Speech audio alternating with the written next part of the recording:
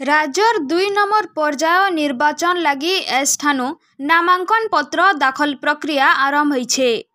26 तारीख शुक्रवार पहला दिने सुंदरगढ़ जिला तलसरा विधानसभा आसन रो बीजेडी प्रार्थी विनय टप्पो गुटे विशाल शोभायात्रा ने आसी सुंदरगढ़ उपजिल्लापाल तथा उपखंड निर्वाचन अधिकारी ठाने नामांकन पत्र दाखल करिछन।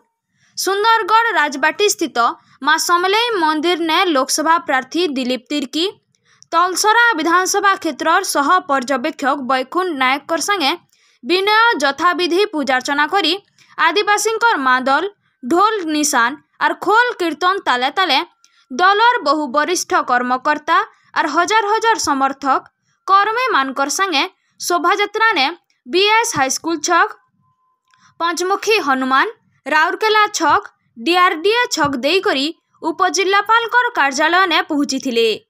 समलेई मंदिर नु डीआरडीए छक 2 किलोमीटर रास्ता कर्मी और समर्थक मानकर उत्साह रे भरी जाइथिला। पहला दिने विनय जणे मात्र प्रार्थी भावे नामांकन पत्र दाखल करिथिले।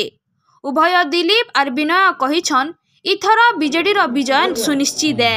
नामांकन पत्र दाखल कर सारले बटन प्रचार प्रमुख एजेंडा एबे आम एरिया को जीवु एरिया रे सब हमर जो कर्मकर्ता सब अछंती समस्त को माने कहि दिया आइछि एई नॉमिनेशन पेपर दाखल कला परे आम गाँ गाँ जाइकी लोकों पाखरे पहुँचबू लोकों पाखरे माने विभिन्न हमर जनहित जो योजना गुड़ा कही ताकू नहीं कि जो